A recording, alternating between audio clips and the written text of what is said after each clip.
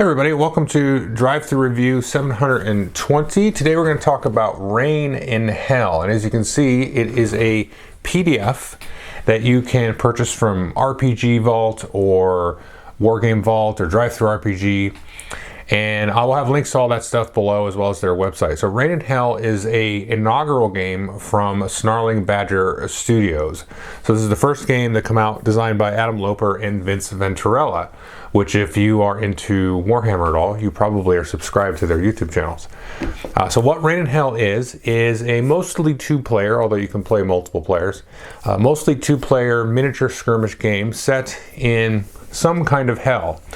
So it's not set in a hell that would necessarily be familiar to any kind of religious texts that are available in kind of the real world, but it's kind of set in your own kind of hell, like your own little personal hell, but not really. So what you can take is basically any miniatures that you want. It's a miniature agnostic game, but you can create various different war bands that have these different philosophies or principles and try to sort of conquer hell, if you will. And so there's a little bit of a backstory there, which I'll talk about sort of at the end, but you'll kind of take on sort of a principality and put together a little war band of about 7, 8 figures, and then possibly grow that war band over the course of a campaign. So it's, like I said, it's mostly two-player, although you can play multiplayer, and you'll go through a campaign and sort of like level up your little demons and sort of overall get artifacts and all that kind of fun stuff. It has a really unique activation system and some other really unique mechanics. So let's go down to the table, kind of give you the gist of how it works, and then I'll come back to my talking head and let you know what I think. Okay, so you can see here I've set up this board, and this is, I just reverted the last scenario that I played with this. And you can see here, it kind of blends into the mat here, but this is a Warcry board. So it's 22 by 30 inches, and that is the recommended size of area that you play this game on. And you'll have a different amount of terrain kind of depending on how you roll it up and how the scenario kind of dictates it. This is kind of like medium level terrain as the game implies. But there's nothing really super specific about any of the terrain that you have to use or anything. So it's not like how Frostgrave, at least how some people play Frostgrave, how it could be where you want really specific, items to interact with. Usually it's some trees and some crags and, maybe some kind of movement blocking types of things, or maybe a pool here, and it can have different characteristics like slowing the characters down or poisoning them and that kind of stuff. Now, typically, you will have your warbands deployed in kind of a 6-inch square in a corner. So if you're playing a 4-player game, you might have everybody in different corners. Some of the scenarios you can play 2 to 4 players, some are just for 2, some you could even play solo. And you can notice here, if I'll just zoom in a little bit there, you can see, well, that's a bunch of Nighthaunt miniatures, Joel, those aren't demons. Well, the concept of a demon in this particular setup is sort of open-ended. If you think about it, the narrow perception of, let's call it the Western demon, would be like a bloodletter from the Khorne in the Age of Sigmar universe. But a demon can look like a whole bunch of different things, especially if you start to include, other cultures outside of Judeo-Christian. You could have Asian stuff and Middle Asian and Eastern Asian and all this kind of different stuff for North Asia, African, and so on. So demons can look like a whole lot of things. So I kind of themed it based off of a lot of models I have that I think look especially demonic, like that Morgul there and that little night shrouds and so on. But of course I made kind of a Khorne themed group as well. And there's kind of a Zinchi looking one. And then finally I have some ogres, because I think big fat giant ogres kind of could be demonic. If I bumped into them walking down the street, I would be like, that's a demon. So the principle here is that your warband or your troop takes on sort of a philosophy and a personality. And these Zinchi fellows here, this is the Demented, and so they just want to kind of just throw everything into absolute chaos. And I was like, well, of course I have to play Zinch characters for that one. So that's their goal there. And each of these different warbands is going to have different special abilities that they have access to, and certain demon types that they only have access to. But then there's a group of like 4 or 5 other demons that everybody has access to. So my Khorne group here, just for edification, is the Lords of Hell. They're trying to return hell back to its former state. So in the lore of the book, basically humans have invaded hell back, let's say, in the Middle Ages, if we're talking about sort of our frame of mind, and broken the portal of hell to Earth. So demons can no longer get here, and these guys are all about trying to return back to that status quo. And then these fellas here are known as the Empty. They want to basically just go full on oblivion. So if you're an Age of Sigmar person, they are basically Nagash. They want everything to be absolute entropy, stillness, nothing, and that's sort of their goal. Okay, so you will pick one of these philosophies, and then that will be kind of your quest, sort of the background thread of your group as you sort of go through these different adventures and scenarios. And there's 12 different scenarios, and I wanted to talk quickly about this because this is an important part of the game, I think, is I would say 100% of these are very objective driven. So for example, this scenario, I forget what the name of it is, but this particular group here is the defenders, that group over there was the attackers. These guys are trying to grab these little relic points here and then take them with them and protect them and keep them from being destroyed by that team over there.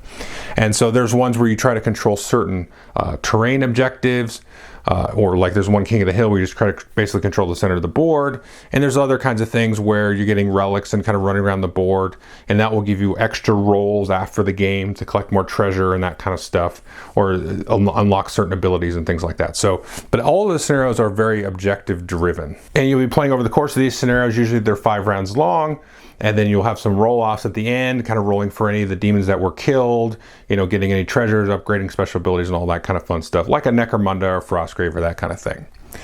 Now, what kind of sets this apart, other than being set in hell, is the actual game mechanics. So let's take a look here at some sheets. Now here's a couple of sheets here. These are the ones that were out here on the board. And don't get too tied up in some of the stats here because some of these have been adjusted over the course of a few plays.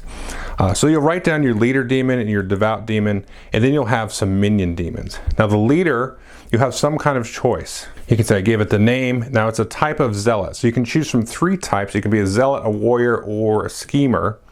And that will kind of set up your stats.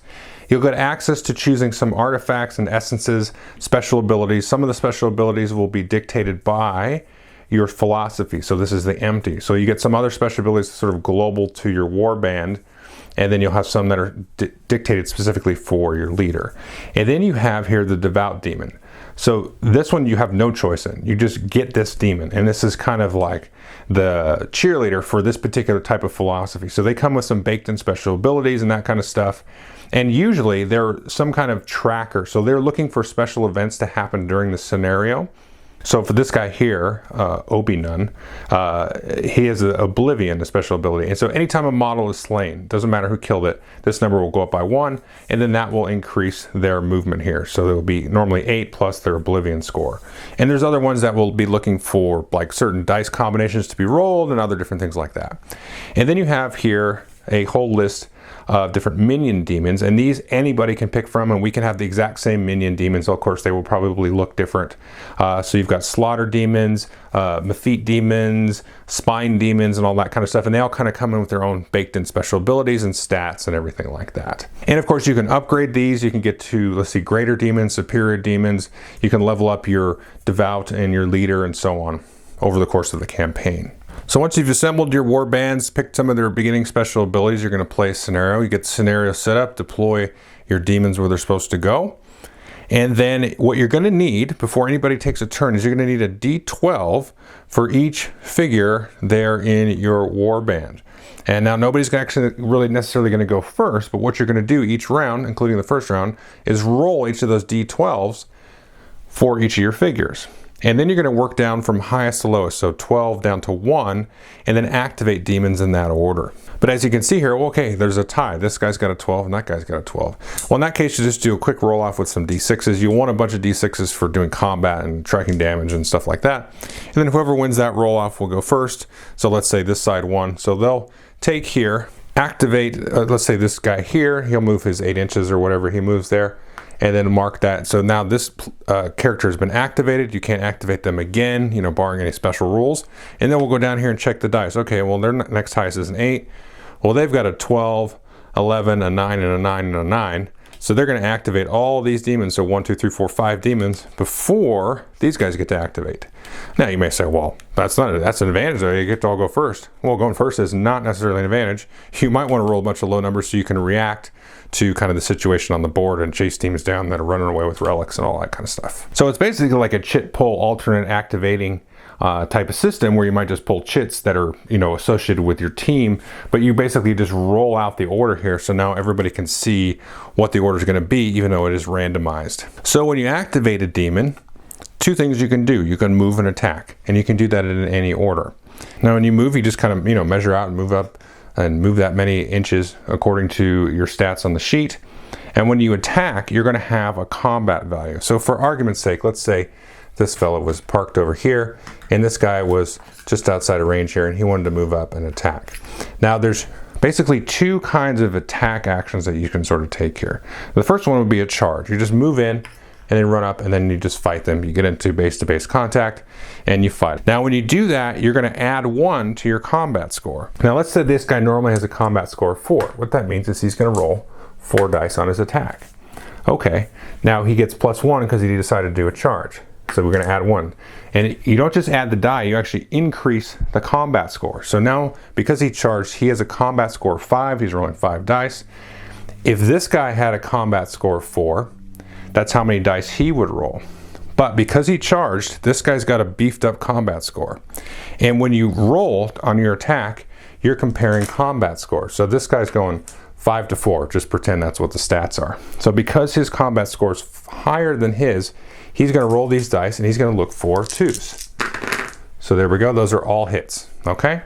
Now if the combat scores were equal, then you would need 3s or higher, and if his combat score was actually less than his, he would need 4s or higher to hit. So he's going to roll his combat score there, 5. He needs 2s because he got the bump from the charge, so he's got 5 hits there. That's pretty good. Now he has a combat score of 4, so he's going to roll his 4 dice, but on defense, you're just looking for 6s. So let's say I rolled this here. I would be able to block one of those dice there. These would be worthless, and so 4 damage would come through, and then I would knock him down. And most of the demons have between like 7 to 15 health. So that's that one move that you could do.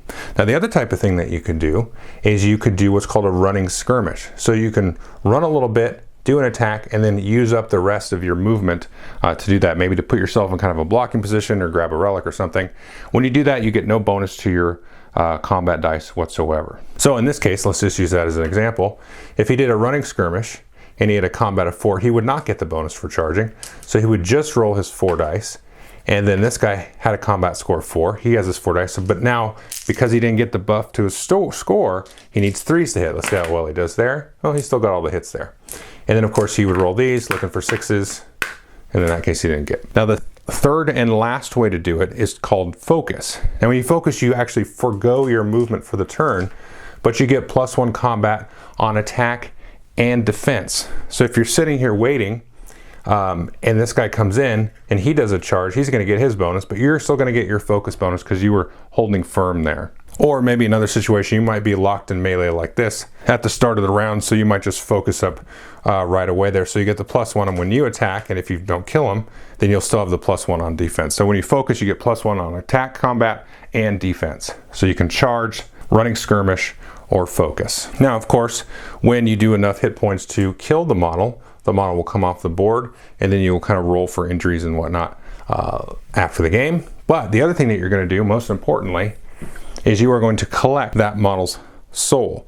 So if you kill a demon, you can actually kill your own demons if you want. There's certain special abilities. The Tallyman here might want to do that to collect some souls there. But if you kill a demon, doesn't matter who it is, and you have your demon within 3 inches of that, you'll take a die, d6, and roll that, and that will be a soul die. Well, that's terrible, that's a 1. But you'll keep that, and you'll keep this score, this value face up down here on your sheet somewhere. So you start to collect these souls. Now there's a couple things you can do with these soul dice. You can keep them till the end of the game, and you can spend them in a few different ways. You can also use them to sort of beef up some of the different abilities. So if you want to use a soul die to add extra movement to your thing. So let's say this guy here, has a move of 7, but we really need to get somewhere, and let's say that was a 4. We could spend that, and this will now become an 11. So we could chase somebody down, block off a little corridor or canyon or something like that. So you can use the die for the movement. You can also replace the value of this die with any other combat die. So if somebody rolled a 6 on you, you're like, well, no, that's a 4. Or if you had a 6 here and you wanted to roll it on defense or something, you say, oh, I need an extra defense, so I'm going to change one of those dice that I rolled to a 6, or whatever you want to be. So you can change any die rolled against you any time in the game to be that value that's shown there, and then the die goes away. And that very simply is really all the mechanics, barring all the special ability kind of interactions and the objectives dictating certain things of actually kind of the actual gameplay itself. Now, post game is where another good chunk of the gameplay is going to come. The first thing you're going to do is you're going to roll the effects of death here. And so you're going to roll 2d12, so 2 12s and add them up and then have some kind of effect to any demons that may or may not have been slain. And sometimes this actually is a good thing, because souls being the fickle thing that they are, they might reform in a way that's actually improved. Or actually, one that I seem to roll a lot is you reduce one stat by 1 and then choose another one and raise it by 1. And I'm like, well, this guy already moves really fast, so I'll drop his move and then up his combat because he's terrible at combat. So that's kind of an interesting thing. So you're going to roll that there. And then you can go to the step 2, Call the Weak. And so you can actually delete basically demons out of there, collect some of their soul points. So one thing I haven't mentioned is when you build your sort of army, your warband here, you start with 100 souls in this sort of the normal campaign game. And you might have some leftover souls, and then you might actually spend souls and collect souls, which I'll show in a minute. And these are things that you can spend on certain things. But if you want to get rid of a demon, I think it's half. You get half of your souls, whatever the initial cost was, back to spend later. And then you're always going to roll at least once on this reward table usually. That'll give you essences, which are like the special abilities, or relics. Essences are sort of locked or bound to a model, and relics you can sort of hand off and trade between games. So you roll on here the essence table, and then you also possibly will roll on the relic table, and these are just different artifacts and things like that. And like I said, the leader demon will start with a couple of these, but now you can start to add them to your lesser demons and so on. Then you have titles. Titles is an interesting thing. I'll talk more about this in the review, but there's a lot of different titles which will start to add little benefits and things like that you can get for sort of like achievements that you sort of unlock. And then you, of course, you'll gain experience. So you get experience for all the demons that participated. If they lived, you get more experience. If you won the scenario, your leader will get more experience. And there's a couple of different experience tables here based on the type of demon. Some of the demons will, grow into greater demons and so on. But you will level up all of the figures in your warband. Then you can spend souls recruiting new demons and so on. You can never have more than 10 demons in your war party, as it were. And then you can pick an expedition here, and so you can actually sort of send them out to kind of collect souls. You can do kind of a quick one, or you can kind of prolong it, and it will have some implications for your next scenario that you play. And so that's how that's going to work. And like I said, there's 12 scenarios, and well, actually there's 10. There's 10, but then you can kind of pick based on how you roll here. So you can roll these off or just kind of play through them. But that is the long and short of it. Okay, so that is Reign in Hell. So let's go through my 3 pillars of review. First, I'll talk player count. I've only tried it 2-player. I haven't played it multiplayer, although I think it could be a lot of fun. I mean, just kind of, it's kind of a guess, but just sort of an educated guess. I think it would be actually kind of fun with 4 players in certain situations. I'll talk more about why in a minute, but I don't want to get ahead of myself. So I think it would be fine with more players. I'm not super sure, but 2 players, it works great. So that's player count. Now the play time, I would say, man, it can go, it's got to be under an hour for a scenario. And, rolling off and stuff, once you kind of work through the steps of it, it goes really quickly. There's not a whole lot of bookkeeping. I think there's, in my opinion, there's probably the right amount of bookkeeping, I think, for this game. Some games like Necromunda, you can just get, it takes you as long to bookkeep as it does to play a scenario, if you have a really short scenario. But this is about the right amount. And there's not a ton of stuff. There's not like items to buy and, things to upgrade other than, the upgrades you might get for your demon and so on. So you're probably looking at about 45 minutes, I would say, once you get the hang of it and get into it between, getting things set up and then playing through the scenario and then kind of doing the aftermath and that kind of stuff. Now, as far as the third pillar, what is this game like? I would say, obviously, you could compare it to a lot of different skirmish games. I would say that probably the most appropriate one, and the one it's most like, is Warcry from Games Workshop. I mean, you play it on the same size board, fine, but there's no ranged combat in here, and actually was a little bit like, I mean, how's that going to work? Because there's absolutely no ranged combat, not even a tiny bit. Although some would probably argue that's a problem in Warcry. But it actually works really well, because one of the things that Warcry does great, which I think this game also does great, is the melee combat is very tactical and engaging. And there's a couple of reasons for that. One is the objective-based scenarios, and I haven't played through all the scenarios. I've only played through the 3 of them. But just kind of reading through the rest of them, I can see how this sort of thread is continued to the rest of them, is you have some nice tactics, especially if you set up some decent terrain. If you play on like Planet Bowling Ball, then it's probably wouldn't be as interesting. So I would set up some, I wouldn't call it line of sight blocking, but I call it movement blocking, because there's got to be some maneuverability, right? It's a miniature game, so the physicality of it should be a real thing. It shouldn't be abstract. You're not playing a card game, you're playing a miniature game where space is important and positioning is important. And I think if you spruce up your terrain just a little bit, and the objective base part of this is really going to marry itself well together. And I've found it super interesting, because you have some interesting systems going on here. I'm going to speak mechanics here for probably the next 3 or 4 minutes. So one thing is, let's take first the soul dice, okay? So you kill somebody, or somebody dies, and you get a soul die. Go maybe a turn ahead, and you're like, oh, they've got the relics. I need to catch them and get the relics, but if, you know, they're faster than me. The demon's on this side of the board. There's no way I'm going to catch them up with the other side of the board. I've got to chase them down. Well, hey, I've got a soul die. I've got a 4. That's perfect. I can get him, you know, block him off in this little corridor or whatever, chase him down, and then we can have some combat, and then at least I got a shot, right, to chase him down and get that relic back or whatever. So that soul die mechanic's super interesting, because you've got it, but then you have a lot of choice baked into that one little die there. Do I use it for movement? Do I use it to change a very key die roll to keep my guy alive so he can fight back, because he's, you know, I put my best combat guy forward, and sure, he did a lot of damage, but he also got a lot of damage back to him. Maybe I can save him here with that extra die there. Or do I really want to save that soul die for the aftermath of the game, because that's what you can cash in. You get 6 soul points every time you cash in a soul die, no matter what it is. Or you can use it to re-roll one of the like death effects. So if I re-roll something, I was like, oh, that's terrible, I don't want that on my leader, you can spend the die and get a chance to re-roll that. So all of that choice, you've got to sort of be thinking about way back to that moment of, do I spend this to move and chase this guy down? Is it worth it? And so there's like a weight to that choice. And that just kind of baked in with the objectives, and, you know, possibly if you set up the terrain in a decent way, you don't have to be a genius at it, you just set it up in a decent way. All of that choice wrapped into that one decision is really, really neat. So there's one aspect to talk about.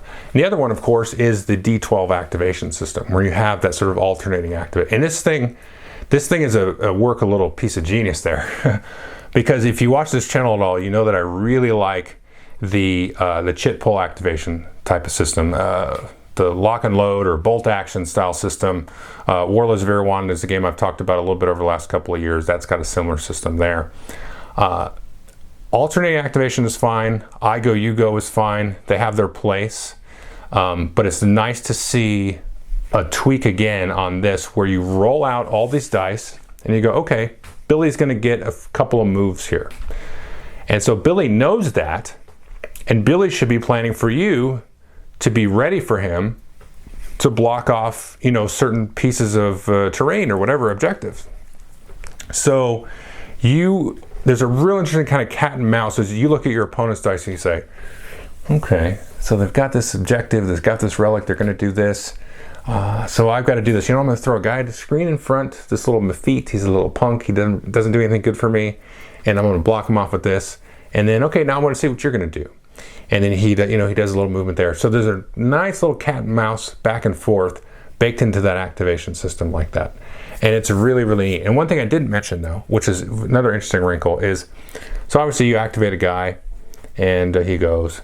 And then if that guy dies, of course, he's going to basically take his activation die with him.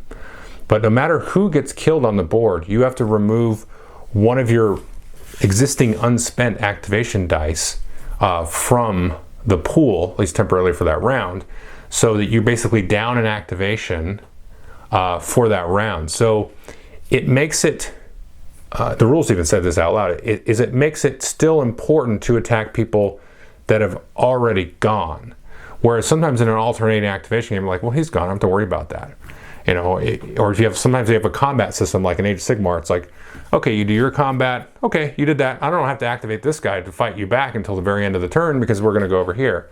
There's never really a reason to pay attention to that guy until the very end of the combat phase. But this lets you, keeps you engaged at all these little moments over the course of the turn.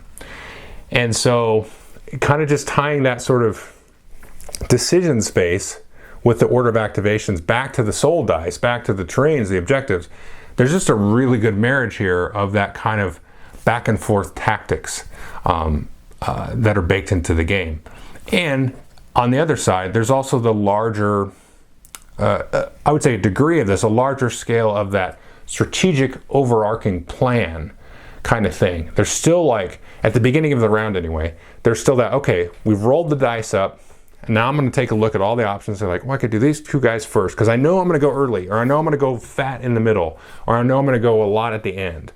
So you still have that long-term strategy idea balancing with the tactical side of it.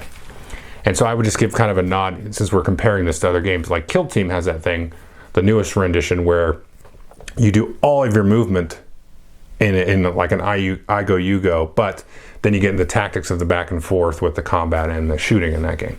So this is, it's similar to Kill Team in that way, in that vibe of, it's not just tactical back and forth, back and forth, back and forth. It still has a little bit of a long-term strategic arc over the course of a round anyway. So that's really cool. So that's kind of a mechanical sort of deep dive and all that. And that's, I think, probably, you know, one of the strongest parts of the game. Now the other neat thing about this is the sort of the setting in Hell, and the demon thing. And I've seen a few games over the last couple of years where they take the miniature agnostic side of it and maybe go a little too far. So if you take Frostgrave, which is probably the prime example, it's miniature agnostic. You can use whatever you want. But you're not going to see somebody dropping a Space Marine into Frostgrave, probably. I've seen some miniature games that are like, use whatever you want and just mix everything. There's what they call that, anachronistic type of design. Guys like Heroescape was an old game like that, or Duel of Ages or something. And those two games have their place. I don't hate anachronistic design, but you see a lot of this like, well, I don't want to play that. I don't want to have Space Marines versus Wizards. Well, but anyway. But this is neat because it's still really open-ended. I mean, the rules even say use whatever you want. Like, I was thinking, looking at my Ideneth Deepkin, and I'm like, those could be demons. Because there's sort of this, in my opinion, they're like a little bit of like an Asian vibe with the demon.